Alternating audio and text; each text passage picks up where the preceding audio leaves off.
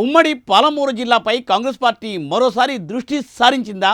స్థానిక సంస్థల ఎన్నికలే టార్గెట్గా పార్టీని సిద్ధం చేయడానికి ప్రయత్నాలను ముమ్మరం చేస్తోందా అంటే అవుననే సమాధానమే వస్తోంది.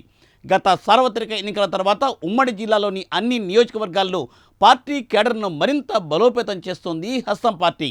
రాబోయే ఎన్నికల్లో వార్ వన్ సైడ్గా ఉండాలని పావులు కదుపుతోందనే టాక్ వినిపిస్తోంది. ఇప్పుడు స్థానిక సంస్థల ఎన్నికల నేపథ్యంలో ఉమ్మడి పాలమూరు జిల్లాపై స్పెషల్ ఫోకస్ పెట్టిన కాంగ్రెస్ పార్టీ ఏ విధంగా ముందుకు వెళ్తుందో ఈ స్టోరీలో చూసేద్దాం.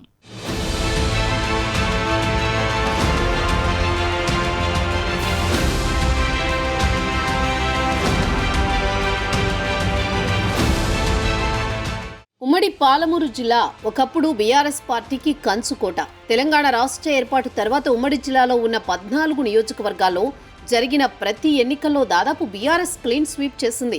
2018 అసెంబ్లీ ఎన్నికల్లో 13 నియోజకవర్గాల్లో బీఆర్ఎస్ జెండా ఎగిరింది. కానీ 2023 అసెంబ్లీ ఎన్నికల్లో సీన్ రివర్స్ అయ్యింది. 12 నియోజకవర్గాల్లో కాంగ్రెస్ విజయం సాధించడంతో బీఆర్ఎస్ నేతలు అయోమయంలో పడ్డారు.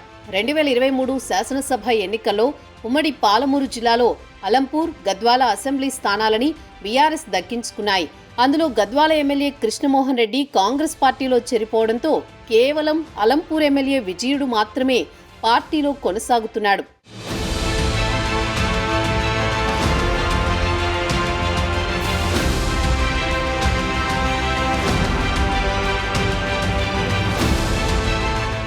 స్థానిక సంస్థల ఎన్నికలు తరుముకు వస్తున్న నేపథ్యంలో ఉమ్మడి పాలమూరు జిల్లాపై మరోసారి కాంగ్రెస్ పార్టీ పట్టు సాధించేందుకు ప్రయత్నాలు మొదలుపెట్టింది. అధికార కాంగ్రెస్ పార్టీ ఎమ్మెల్యే, ఎంపీ ఎన్నికల్లో సత్తా చాటినట్లుగా స్థానిక సంస్థల ఎన్నికల్లోనూ సత్తా చాటేలా దూకుడు పెంచుతోంది. ఒకవైపు అధికారిక కార్యక్రమాలు, మరోవైపు కేంద్ర ప్రభుత్వంపై విమర్శలు గుప్పిస్తూ ప్రజల్లోకి వెళుతోంది. ప్రత్యేకించి కేంద్ర హోంశాఖ మంత్రి అమిత్ షా ఇటీవల బాబాసాహెబ్ డాక్టర్ బిఆర్ అంబేద్కర్ పై చేసిన వ్యాఖ్యలను ప్రధాన అస్త్రంగా చేసుకుని స్థానిక సంస్థల ఎన్నికల్లో బీజేపీకి చెక్ పెట్టాలని చూస్తోంది. కమలం పార్టీ ప్రభావం లేకుండా చేయాలని ప్లాన్ చేస్తోంది. 2024 లోక్సభ ఎన్నికల్లో మహబూబ్ నగర్ నుంచి బీజేపీ తరపున డీకే అరుణ విజయం సాధించిన సంగతి తెలిసిందే. అదే క్రమంలో బీఆర్ఎస్ను ఓడించడమే లక్ష్యంగా వ్యూహరచనలు చేస్తూ అధికార పార్టీ నేతలు ముందుకు సాగుతున్నారు. కాంగ్రెస్ పార్టీ ఎన్నికల సమయంలో ఎంతో గొప్పగా చెప్పుకున్న 6 గ్యారంటీలలో ఇప్పటికే కొన్నింటిని అమలు చేసింది. మరికొన్నింటిని ఈ నెల 26న అమలు చేసేందుకు ప్రభుత్వం సిద్ధమవుతోంది.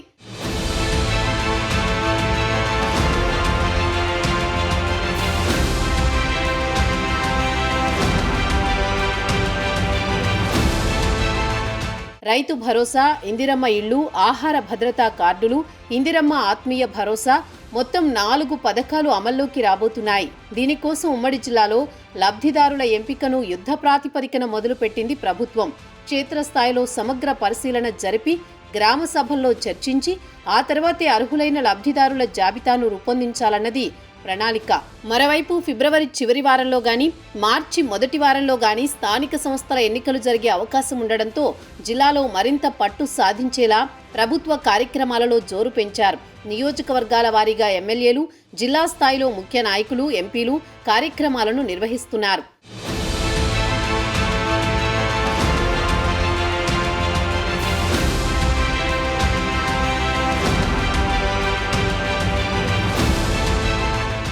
పాలమూరులో గెలిపే లక్ష్యంగా అన్ని అవకాశాలను సద్వినియోగం చేసుకోవాలని సీఎం రేవంత్ రెడ్డి భావిస్తున్నారని తెలుస్తోంది. సొంత జిల్లా కావడంతో సీఎం రేవంత్ రెడ్డి ఎంతో ప్రతిష్టాత్మకంగా తీసుకుంటున్నారని ఆ పార్టీ శ్రేణులు చెబుతున్నాయి.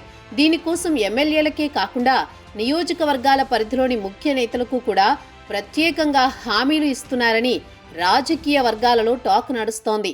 దీనిలో భాగంగానే మహబూబ్ నగర్ సభ వేదికగా ముదిరాజులకు మంత్రివర్గంలో స్థానం కల్పిస్తామని ప్రకటించారని రాజకీయ విశ్లేషకులు అంటున్నారు. సొంత జిల్లా పాలమూరుపై CM Anumula Revanth Reddy special focus పెట్టారు. వలసల నివారణతో పాటు సాగు, తాగునీటిని అందించేందుకు యాక్షన్ ప్లాన్ రూపొందించారు. అక్షరాస్యతలోనూ వెనుకబడడంతో కాలేజీల నిర్మాణానికి ఫండ్స్ కేటాయిస్తున్నారు. అధికారంలోకి వచ్చిన సంవత్సర కాలంలోనే సొంత జిల్లాకు సీఎం భారీగా నిధులు కేటాయించి అభివృద్ధికి బాటలు వేస్తున్నారని పరిశీలకులు చెబుతున్నారు.